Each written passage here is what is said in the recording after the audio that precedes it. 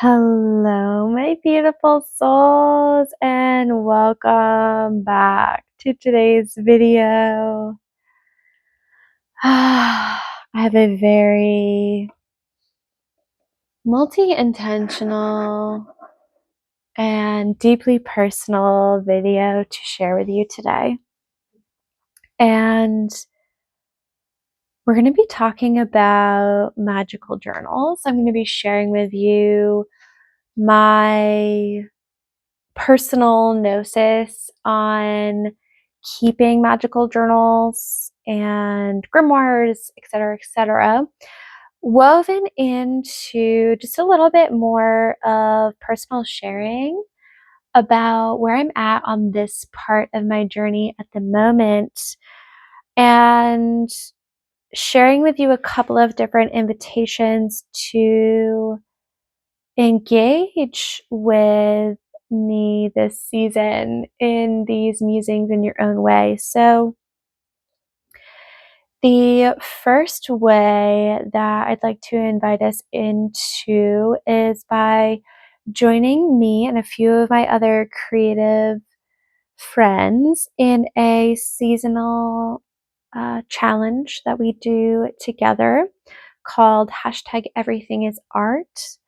And the reason we're starting with this is because this video was inspired by our seasonal prompt for that challenge.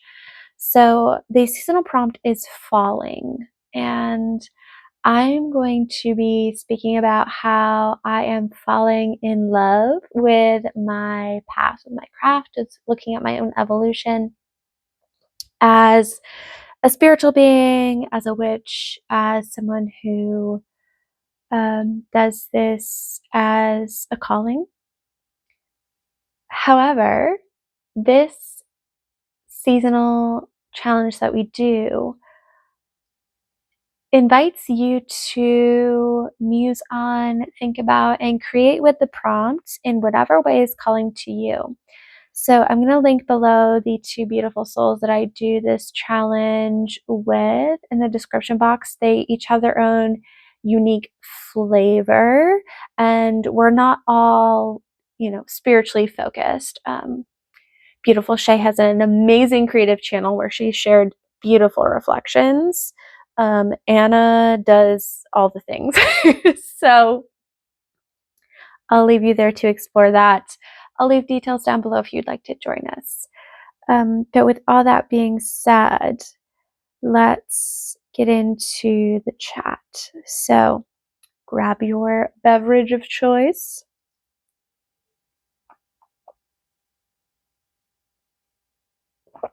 Let's talk about falling.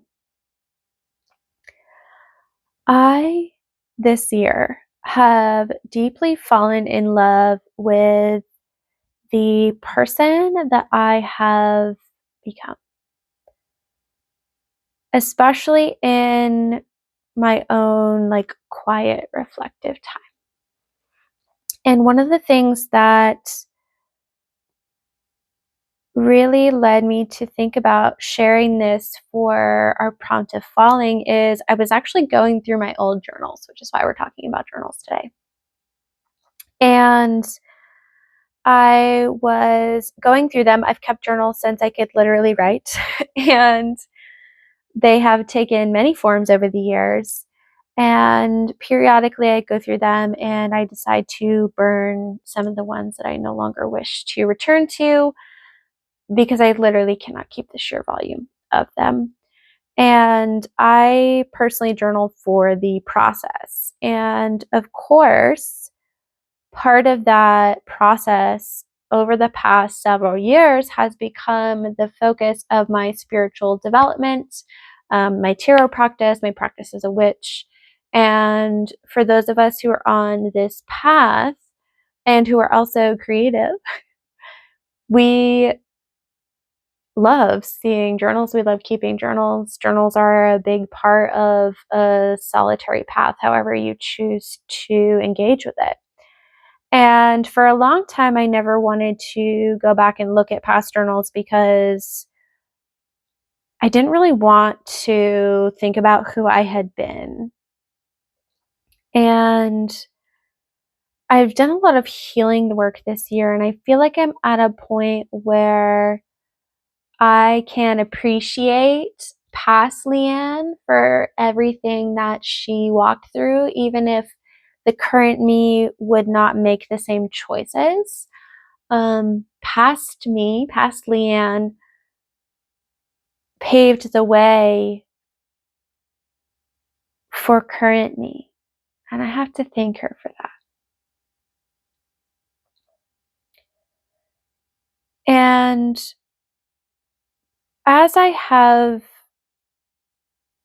found myself on a deeper level this year, this is my hermit card year, so it's been a big theme for me this year. If you don't know what I'm talking about, every year numerologically, we have a card of the year that we work with in association with tarot.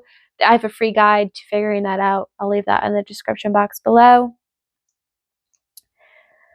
But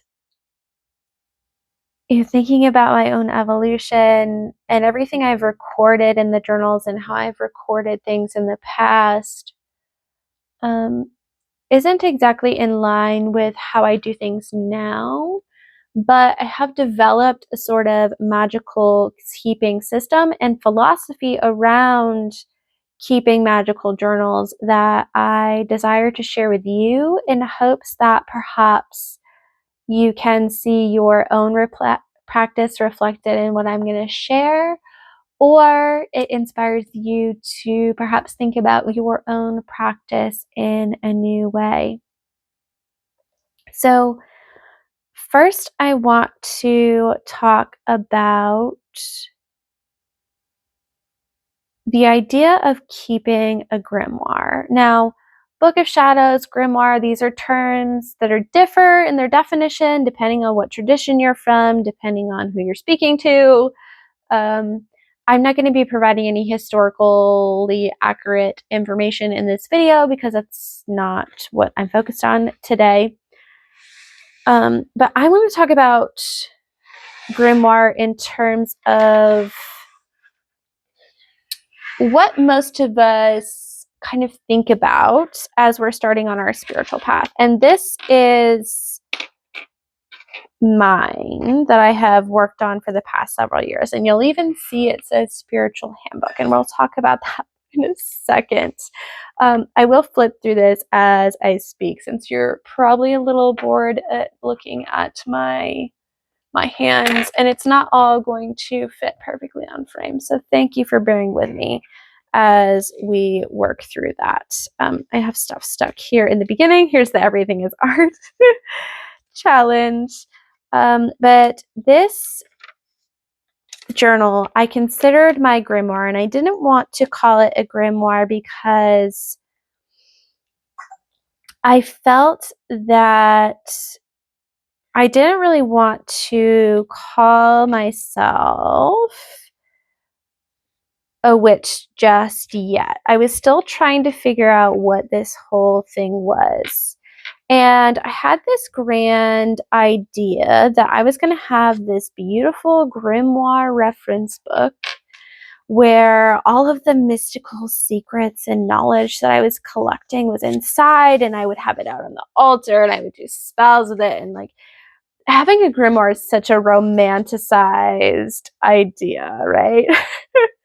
It's like every witch's dream. And I had a couple different renditions of a grimoire. I tried to do one in like a ring binder. I had one before even that, and this is like the third version of that, which I've kept for several years now and have just worked on here and there. And I never really finished it because here's what I learned about grimoires. If you don't have an embodied magical practice yet, your grimoire is not going to be a lifelong resource for you to look back on because you're just learning. And And as you're learning, you don't even know who you are in your magical identity yet. You don't even know what things are important to you. You're not quite sure what your different beliefs on different topics are. You're just learning, exploring, and experimenting. And I found that the more pressure I put on myself to put things in this grimoire, the more I found that months later I would go back and be like, that's not even relevant anymore, right? To me, a grimoire is not about collecting information. It's about curating a collection of information. So it's not, to me, in my personal opinion, a reference book on everything there ever is to know about anything that has to do with your witchcraft practice, because I don't think that we can make a book that big to begin with. But that's not necessarily what we want, right? We have actual books for that. If I want to look up certain information every once in a while, or see what different people think of that, I'll probably use Google, or I'll use one of my favorite reference books. But if I want to pull out my grimoire, these are going to be things that are personal to my evolution. So I see the grimoire now as I'm about to kind of deconstruct this one and create a new one. I'm really looking at this as something that reflects my evolution as a solitary practicing witch. I don't subscribe to any of the labels. I'm not part of the Wicca religion. I'm a sovereign thing doing my thing. And I think many of us can relate to that. Eclectic is the closest that I think I would identify with. So I want to say that because I want to preface this with, take everything I'm saying with a grain of salt. Like, you do you. If you're in a tradition, this is not going to be a helpful video for you, probably. Because you have your own things around what things should be. But as I'm moving forward, and as I've come to years and years and years into my practice, I now understand certain core things that are important to me. And I want to be able to record those core things, not so much to reference them, although there are definitely things that I reference, like my birth chart and tarot and astrology associations and planetary days of the week. Like, there are things that I want to have on hand that I often look up. So I want to have those in here. But it's also more of a long-term just discussion of my evolution and how my ideas and practices around my spiritual path have changed, and how I have grown, and perhaps pivotal points along there, whether that be pivotal rituals that I've done, or deities that I've worked with, or mentors that I've studied with. I really want my grimoire to reflect my evolution and to constantly be a current, not only reference point, but resource. The way that I like to use things within my journal is I like to have it as a current resource and as something that I can interact with. So you'll see different things. So I have like a burning journal ritual, which I go back to. There was like an astrological Time Lord wheel in here. I'm working on like a current seasons thing. What else is in here? It's back here. There are photos of my family. So the family that I like to put on my altar, like my ancestors on my altar during especially this time of year, I have those in here as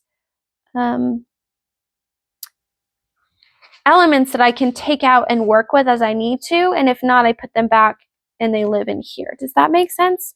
So to me,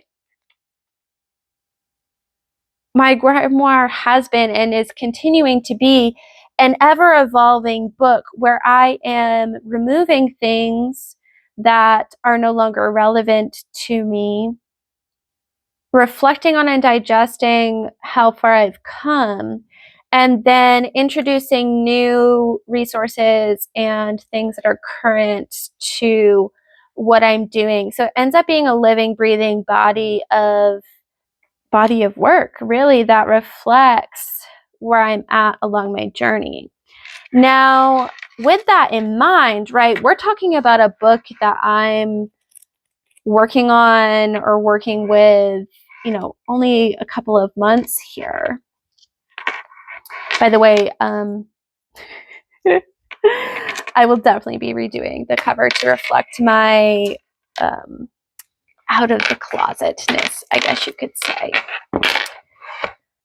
What was I saying? So because I don't use this all the time, what do I use, right? So what am I using in terms of a journal on a regular basis that supports me in my spiritual practice and documents my evolution? These would be I call them my spiritual journals, my personal journal, whatever you want to call it. Some people call this a book of shadows. To me, these are journals that I am using as a spiritual commonplace. Commonplace journals are like super hot right now, and they've been around for like literally since journaling has been a thing. But I think journaling, as a side note, journaling went through this phase of like everything had to be super compartmentalized and you had to have a separate journal for like every little tiny bit of your life. And now I'm glad to see that we're coming back to this idea of like, you only need one central thing to put all your stuff in. That's a whole different topic. But how I use these journals is I use them as a spiritual record. So I will record, I don't record my card pulls every day, but when I'm feeling like doing a larger card spread, or when I have like a more serious question that I need to work through, I'll record my card pulls in there. If I do psychic journey, my psychic journey notes are in there. If I have a sign that came to me that I want to look up, I put it in there. If I have a quote that I saw that I like, I put it in there. If there's a song that's running through my head, I put it in there. If I get fun mail, I put it in there. Workshop notes, things I'm studying, anything and everything, like self-portraits, like it all goes into the journal and it allows me to have a record. And I don't want to flip too much into this because I don't want you to give away too much because it's all deeply personal, but I'll do creative collages in here. I work through my tarot card of the year. Like so much goes into this journal. It is my daily companion. I don't necessarily write in it every single day, but it's definitely multiple times a week. And what happens is if I just allow myself to capture whatever is happening, whatever I'm questioning, whatever I'm musing on, whatever I'm learning, whatever I'm seeing and noticing and hearing, even if I don't know what it means in the moment, I have the ability to look back on that record and say, oh, I understand what this means now, or how interesting, I thought I just started working on this, but actually like 2 years ago, I was already like writing things about this particular thing. That's a little vague, but it happened to me when I was flipping through old journals. I thought, oh, I was thinking back to the start of my spiritual path and I was like, oh, like it really deeply started, in this particular year. And then I was looking back at journals that happened like a decade even before that. And I was like, you've always been this way, Leanne. Like it was a cool moment for me. But back to these journals, it's a sanctuary. It's a space where I can come and commune with channeled writing with my guides, or commune with my cards, or commune with my higher self, or just commune with the daily aspects of whatever's going on, or document fun cards that my friends send me, or like whatever is going on. and allows for a point of reflection where I can say, oh, there's this thing I keep coming back to. Maybe I want to put that in another journal. For instance, like my birth chart is in here. So that is something that I reference all the time, and I can transfer to there. There were different pivotal rituals and classes that I took, I remember at the beginning of this journal, which I didn't know would be pivotal at the time. But now looking back, I'm so glad they're in here because they were so instrumental to my development, to where I am now. So basically, these feed into the larger book, if that makes sense. And these serve as just like a daily record of whatever it is that I'm interacting with in my spiritual practice. This particular one was my one over the summer. So this one lasted from October 2023, and then I switched out of it in... I'm just trying to find a date. I'm not always good at dating things. In June of 2024. And then I moved into here, which I used during our Moments of Me summer experience that I taught this year. And this was when I really took my students, my beautiful souls, through the structure of how I keep my magical journals. Really, there's a start. You start with an intention. You listen to where you're being called to go. I was showing them how we can use divination to look ahead and predict different things. We worked through a lot in these 10 weeks. But the journals all reflected that. And in between, I had different things. Like this was the summer solstice, Olitha. There was a card spread and a ritual I did. I was doing notes on card spreads, notes on honoring the seasons. There's photos of different things that I took. We focused on different cards. Each week we had a little mailer with some cards in it. So that's what that is. And we were focusing on messages of the week.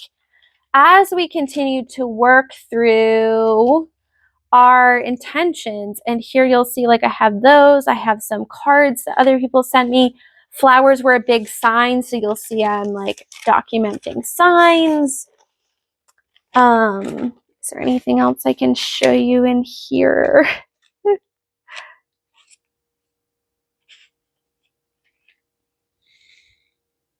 And then at the end, we were looking at, our legends. Okay, so we did all of this. We went through all of this journey. Now in reflection, how have we grown? How have we come to fruition with our intention? And how do we want to move forward with that as we continue on? And that program is, of course, that experience is done now. But it was interesting for me to teach because as I was leading the experience, I realized this is what I do on a on a less structured, larger scale. I have a large intention that I set for myself, and then I listen to my guides, and I look at messages, and I journal, and I do all these things so that at the end I can look back and realize how far I've come. So this journal is ending. This one here, this was a composition notebook. I should probably tell you about what the journals are. This is a composition notebook that I was sent in a card swap that I did, like a deck swap. And they painted the cover, I believe, and I added these extra things on the front. And I really like to use the fronts of my journals as vision boards and things I want to live into. So that was really fun to use for this summer. This particular notebook was a Tomoe River paper notebook from Taroko Design Shop. I was trying to use up some of the journals I had. These are a little long for me. It's hard for me to stay with 400 pages in one journal, but that was that. And again, I just collaged the cover. This was a handmade journal that I purchased at least 10 years ago, probably more. I don't remember who from. I do apologize. Sat. And then the last magical journal that I want to talk about is this one. And this is what I would consider also a grimoire, but it's specifically focused on tarot. And just like my other one, it's always evolving. But this one in particular, right, I have such a affinity for tarot. I'm a professional tarot reader. I teach tarot. I lead tarot experiences. It's literally part of everything I do. So I, of course, needed a separate thing. And I wanted to make a guidebook for myself that really digested my different takes on different cards. And it's a constant work in progress. As you can see, there are still blank cards in here. But there are definitely ones that I have done more work on. And it's like a grimoire, right? It's a large collection of information that pertains to my particular way that I view the tarot. And that started out just with tarot meanings, but since then it's evolved. So I reference this a lot. This is like the major arcana and the astrological associations with the deacon wheel. We have my tarot and oracle deck library list. So these are decks that I have, and when I trade them or give them away or whatever, I cross them out and write what happened to them. So I'll update this periodically. I am starting this section on tarot spreads. I don't use a lot of spreads, but the ones that I do love, I like to come back to. So I'm starting a collection of that. I started doing deck gift reviews when I first started. I don't really do those anymore, let's be honest. And then I started writing my philosophy on tarot and just the different things that I think about it, which I'm going to continue on in there. And yeah. So all of this to say, I know this has been a very rambly and all over the place, but I believe that journals are tools for us, and especially when they are spiritual journals, we need to be really clear on how they're functioning for us, not how they look. Your journal shouldn't be something that you put on a pedestal that is a project that you are trying to create the best thing of. Your journal is an extension of you, is an extension of your path. It is an extension of your practice. It is a log of different things that you at the moment are thinking about, experiencing, working through, healing. And they are not stagnant. They evolve with us. And I am definitely someone who desires to have reference books, but I never want to have my journaling practice be focused on creating something that is meant to be perfect. And I never want to lock myself into having one book that is my forever whatever. Because what I am always constantly falling deeper in love with is my own evolution and the cyclical nature of life, and how everything is literally connected and nothing ever stays the same. I don't journal to capture things because they'll never be the same. I journal to help me put into perspective where I'm at right now and help me reflect on how far I've come and where I've been and how much I've grown.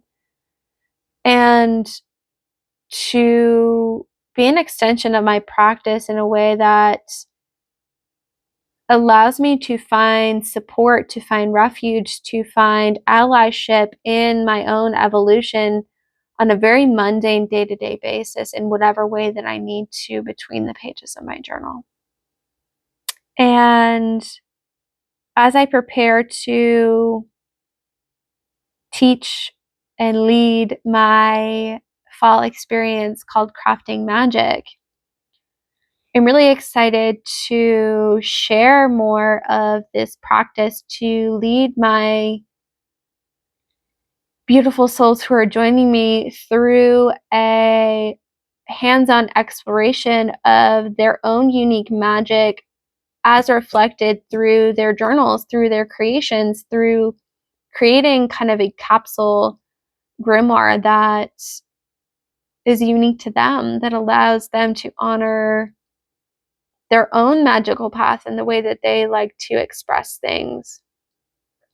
And I, of course, will be doing that alongside them with this project that I talked about. But yeah, I'm not sure when you'll see this video. As I'm currently talking, there are 2 spots left for Crafting Magic. We start on October 3rd. That information is down below. I know this wasn't the best curated video ever, but I really wanted to speak to you. I wanted to share. It came from the heart. And if you made it this far, thank you so much. I hope that you enjoyed. I hope you found inspiration in it. I can't wait to hear your discussions in the comments below. Don't forget to join us for Everything is Art and share with us how you interpret the prompt following, if you choose to. And with all that being said, my loves, I will see you again so soon. Take care. Bye.